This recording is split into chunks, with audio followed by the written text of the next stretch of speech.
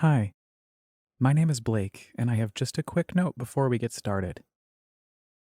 Actually, it's more like a recommendation, because this podcast is an immersive audio experience, part fact, part fantasy. So it's best that you listen with headphones on, imagination on, and everything else turned off. Welcome to Abandoned, the All American Ruins podcast. Season 2, Episode 3. Shannon.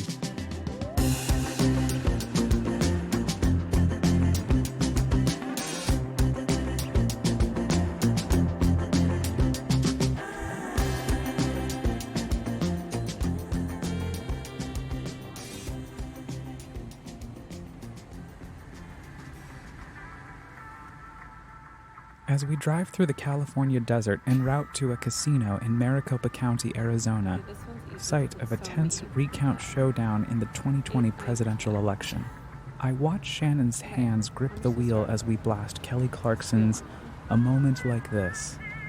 I smile to myself as I enjoy the spectacle of her fearlessness in the safety of her Toyota Prius that pummels past the October horizon, just over the speed limit, as dusty Cactus towns whiz by.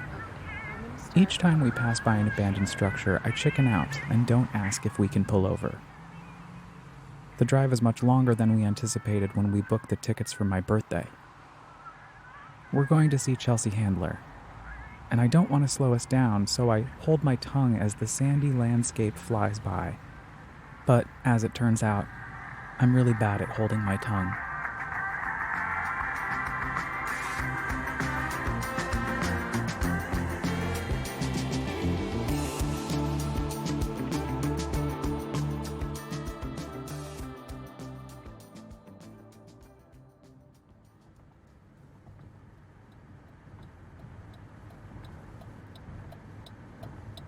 Gosh, I feel like there's like a million abandoned spaces we've passed by. In like even an hour. I'm gonna have to come back here. This is amazing. We can stop at one on our way back if you want. This catches me off guard. Shannon has never expressed interest in going on that kind of adventure with me. Thrilled at the prospect of sharing my sanctuary with her, my already lifted birthday spirits rise even more.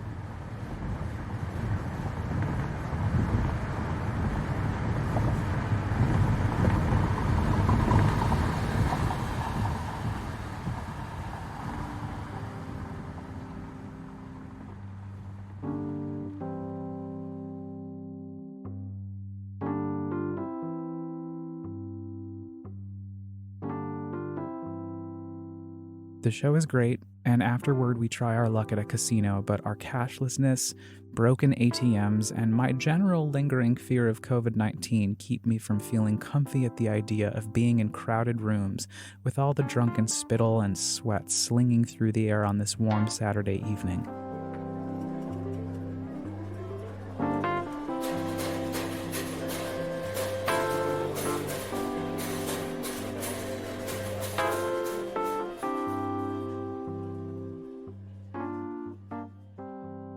We retreat back to our Airbnb and drift off, fast asleep until the morning when the 6-hour drive back to LA lies before us. It'll be short, just a little exploring inside a crumbling desert, a timestamp of the days when Route 66 was a lifestyle. Leaving Albuquerque, nestled in a valley dominated by the lofty Sandia Mountains, Highway 66 leads across the arid grass-covered plains and plateaus that sweep toward the distant hills. Through a landscape of... And today, this is how the American road looks. The whole nation has become swift and mobile, flowing along over a great network of highways more than 3 million miles long and constantly growing. Americans can go anywhere, anytime, quickly and economically, can transport their goods, obtain their varied services the same way. Here is convenient. Route 66 is brought to you by Chevrolet in behalf of your local authorized Chevrolet dealer, who offers 31 different Chevys and Corvairs at his one-stop shopping center.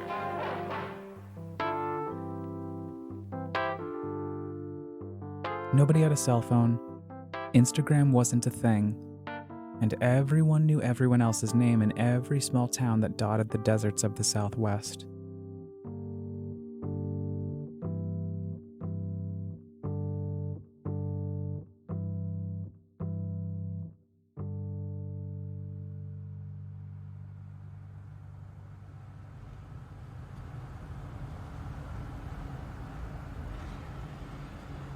We're over halfway back to LA when we blaze past an abandoned gas station. I collect the courage to ask if we can go poke about. Yeah, for sure.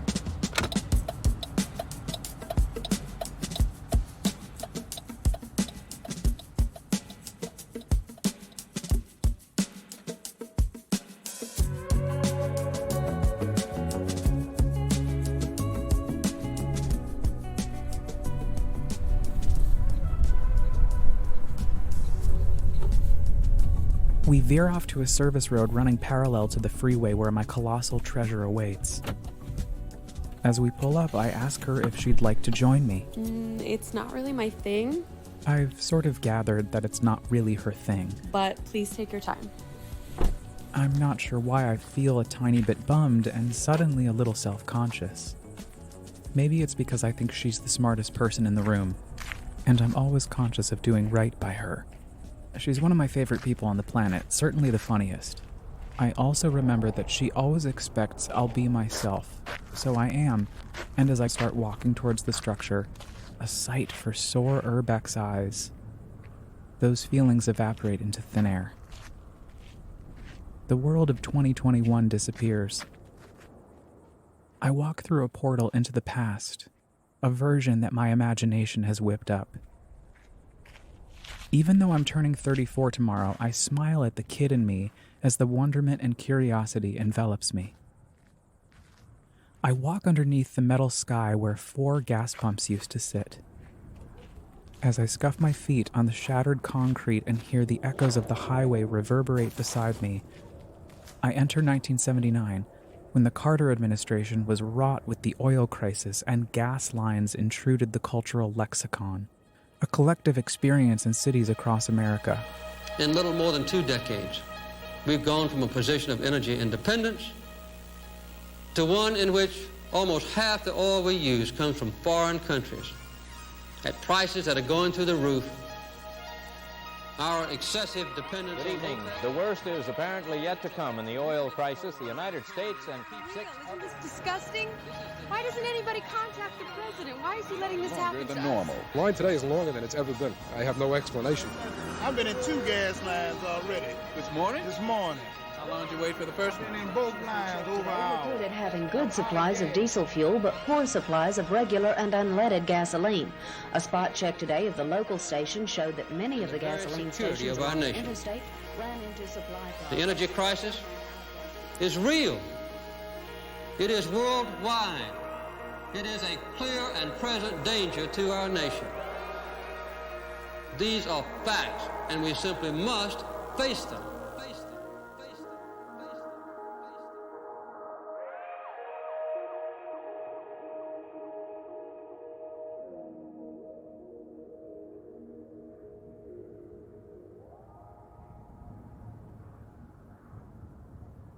Cactus City, California, an unincorporated community in Riverside County, a barren chunk of the Ariza Borrego Desert, a few miles north of the Salton Sea Oasis, just south of Joshua Tree, roughly 40 miles east of Palm Springs and 140 miles west of the Colorado River Reservation. Though I've been teleported back to 1979, the sparse population and blaring heat have spared me of the gas lines today. I see Trixie, the gas station owner, standing inside as ELO's Don't Bring Me Down plays softly over the radio inside the station. I go to pull out the nozzle and remember that it's no longer 2021 and that I'm going to have to pay cash inside. I pass through the cracked and graffiti-crusted door of the building. Trixie looks up from her copy of the LA Times and I see the front page headline. House votes to keep gasoline price curbs. Hot one, huh? Hot as fresh milk, my mama used to say. Trixie mutters as I hand over a 20 and ask for a fill-up on pump 2. Fresh milk. Hot as fresh milk. Prices are $1.07 a gallon. Unspeakable for 1979, but I know I don't need more than $12 worth. 20 on 1. 20 on 1. Trixie starts pressing buttons to rev up the pump as I start wandering the aisles of snacks and soft drinks and the fridges that line the outer rim of the store. I grab a glass bottle of Mexican Coke, an additional 45 cents. I look up at the ceiling. Spinning fans were above, totally useless. This is pre-AC, and like Trixie said, it's hot. Yeah, they just blow the hot air around. Waste. I've told them nothing. They don't fix nothing. That's 45 cents, huh? Here. How long have you been open? Shit, near 20 years. Something, I think. Like it here? Like it? I mean, who likes work? She throws back her head and laughs and laughs. You think I like this shit job? This shit pay? I completely understand. I worked at a box office in Times Square for 7 years. It wasn't my favorite. You like your job? Now I do, but I didn't always. Good answer. Me neither. Take care, sweets. I thank her and step back through the time portal into 2021, leaving Trixie and her shop behind. Yeah, well, see ya. No, see ya. Don't bring me back. Don't bring me. I round the back of the small complex to a side door that leads me into a service garage. I half expect that my imagination will take another deep dive, but it doesn't. I stare into an empty cavern, once full of cars on high lifts, the smell of oil and the feeling of grease on my fingers, the sound of metal machines clashing the underside of broken down cars.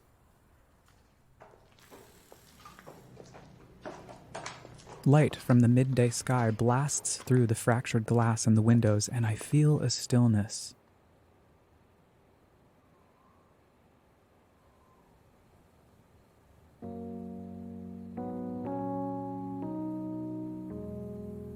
I glance outside and see Shannon leaning up against her car, looking at something on her phone. The love for my friend is big. I climb through the hole in the wall and head towards a small gulch behind the station where I find a cement slab that used to be the foundation of some sort of structure, likely some kind of storage shed, surrounded by cacti and old tires basking in the glow of the desert. Remnants of visitors past are strewn about, torn clothes and chipped pieces of plastic and stained paper billowing in the wind. I take photographs with my Polaroid that I purchased in San Francisco back in June and let the sun cleanse my pale skin and feel the dry heat cocoon me. I feel a little sad that I'm only in California for a few more days before I go back to New York. I'm wearing cut-off sleeves and jeans and hear the sounds of the desert as I turn back to stare at the gas station sign, now just an empty skeleton.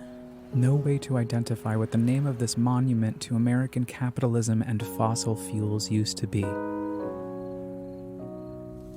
I make my way back up the small embankment of sand and stone and stand under the canopy one last time, sponging up any lingering molecules from 1979, gently sticking them into my pocket to pull out at any time that I need to recharge my spirit as the pandemic continues to wax and wane.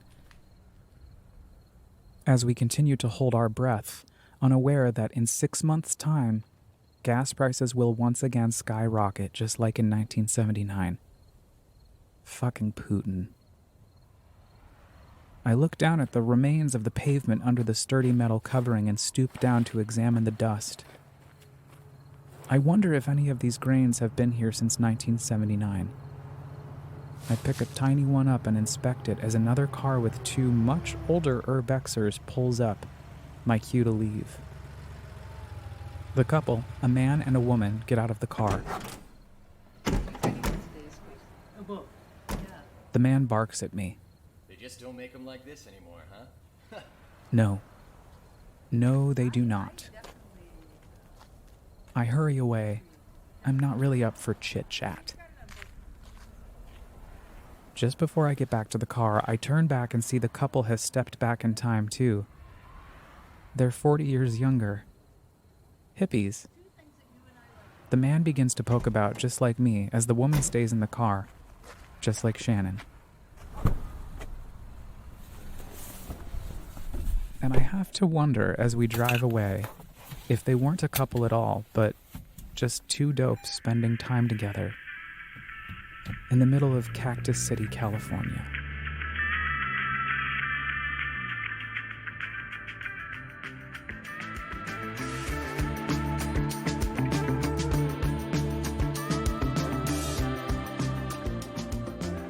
If you're just tuning in, then welcome to the second season of Abandoned, the All-American Ruins podcast. Join me every other week as I take you on an immersive sonic journey, recounting my expeditions of abandoned spaces across the United States, which I transform into fantastical audio experiences that allow you, dear listener, to dive into my imagination with me. Or maybe inspire you to go out and use your own. Next time, we're headed back to the Borscht Belt in New York, but this time with a friend, my buddy Julie, who I'm excited for you to meet. But you won't remember unless you subscribe on Apple Podcasts, Spotify, or wherever you get your podcasts. And you could also rate and review your experience today, if you want. Also, if you like to read or enjoy amateur photography, just know that each episode from this season is adapted from the original All-American Ruins blog, where you can catch up on more of my adventures. Just visit allamericanruins.com or follow me on Instagram at allamericanruins. Abandoned, the All-American Ruins podcast is hosted, written, edited, and produced by me, Blake File, with studio space courtesy of Radio Kingston, WKNY, AM 1490, FM 1079 in Kingston, New York. Special thanks to Ida Hakala, Jimmy Buff, and Manuel Blas for the mentorship and encouragement.